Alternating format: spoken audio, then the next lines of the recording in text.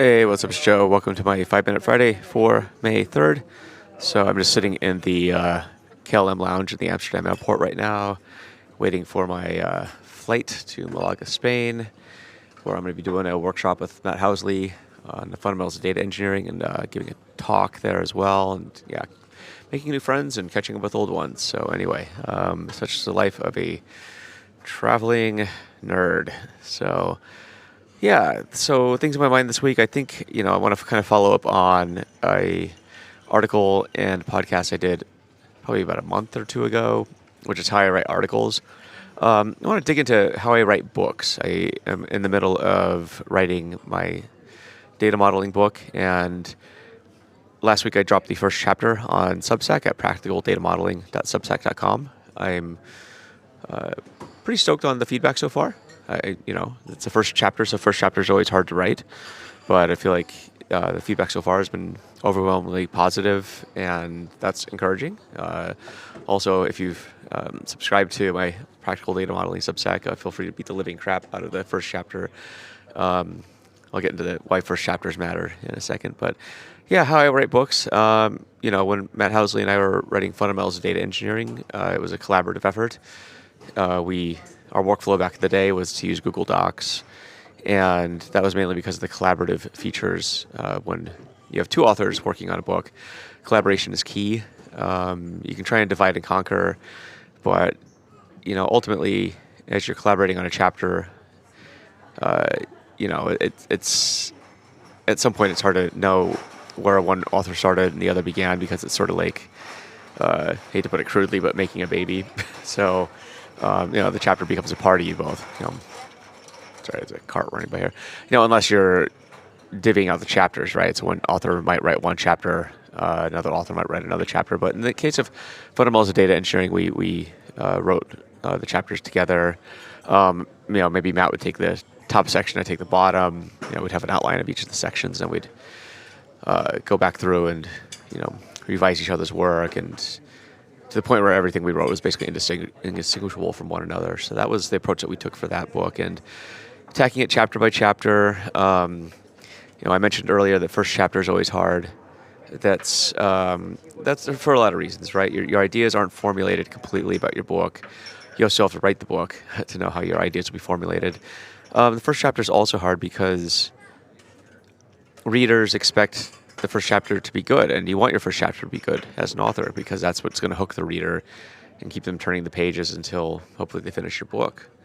And so you're going to have to come back to your first chapter early and often, and that's the reality of it. So my suggestion is, at least the way I do it, is I write the first chapter like I just did for practical data modeling, and I maybe publicize it, but then I set it aside for a while. I don't think about it, because subconsciously you're going to be thinking about it, but you got other things to do, like write the rest of the book, and the rest of the book will inform the first chapter again. So that's one of the workflows. I think I'm not using Google Docs to write anymore. I'm actually testing out two new tools.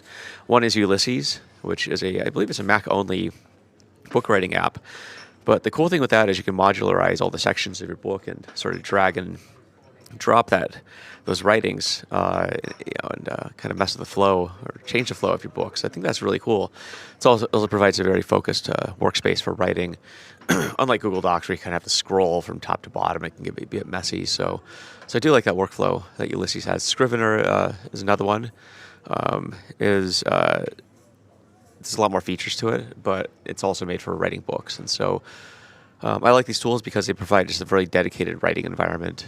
And so I'm experimenting with both, trying to figure out which one I like. I like Ulysses probably better from a UI perspective. It just feels much more focused, much more clean. It's also like $40 a year versus Scrivener, which is $60 for one-time fee. So we'll see. But when you're writing a book, I would say be sure to invest in good tools. Word and Google Docs are cool. I think I still write articles in Google Docs, and if I'm collaborating with people on writing, then I think Google Docs is actually pretty good. But at the same time, check out the dedicated writing apps. Those are pretty great. So what else you want to know? It's probably going to be a multi-part series, actually, but I'll at least give an overview. So my writing process is very similar to how I write articles. I ruthlessly will outline on a legal pad my ideas. I'll constantly be jotting down ideas. Um, Even like when I'm out on walks, I'll have my phone with me, and I'll just start doing just a recording of what I want to say. And thankfully, with a text to speech, that means the writing is kind of done in a kind of stream of consciousness fashion. But at least you get the general ideas out there, right? But I think outlining your ideas, coming back to the outline, is super key. At least for me, some people can just write; they have the whole construct in their head. I like to revise the outline early and often, and keep iterating on that. So that's one thing that I do. I think a lot of other writers do that too. Yeah, and then let the ideas germinate and write them out. Write out your zero draft. That's just stream of conscious writing, and come back, and then as the old saying goes, real writing starts when you start editing. And so be sure to edit, and just edit ruthlessly. Edit. Cut things down. I've also been using Hemingway as a way to sort of edit out my writings and make them easy to read. So Hemingway is another tool. I got the desktop app, but yeah, it's awesome. What it does is basically it will take your writing and check if your paragraphs are too long, if you're using a kind of overly verbose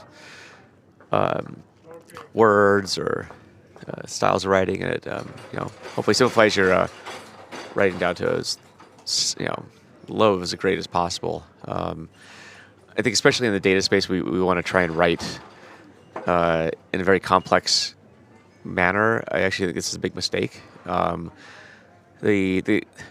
guess a lot of the praise that we got for our first book was that it's very easy to read, and that was by design. I kept having people read and reread the book, especially lay people who didn't understand data engineering, because I figured if they could understand it, then it's probably understandable to people who are a bit more familiar with the topic. So it's definitely battle test your ideas and just strive for simplicity in your writing. I don't think you get glory points for trying to be complicated. I actually think it works against you.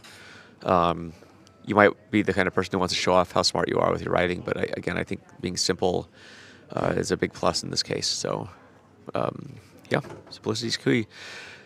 So, yeah, I'll probably write this up in an article. I'm in the middle of actually a bunch of projects right now, so that might be delayed, but at least I wanted to capture some of these ideas in a podcast. So anyway, on the writing front, expecting chapter 2 of Practical Data Modeling will be out next week in draft form. It's actually kind of a hard one to write. It's about why data modeling matters, and actually some ways in which it actually doesn't matter at all. So it's been a fun chapter to write, but also a lot of nuance to it. So anyway, writing is a thinking person's sport, as I've always said, and this is it's not for everybody. It's really hard. Writing books is like I wrote in the previous article about articles. It's writing a book is different than writing articles. There's a lot more complexity to it. So, but yeah, I want to make sure the writing process is transparent to the public. I think it's probably going to be hopefully fun for you to watch me write this book in public and then publish it, and got some other things I'm going to announce pretty soon related to publishing, but I'm going to keep that under wraps for a bit.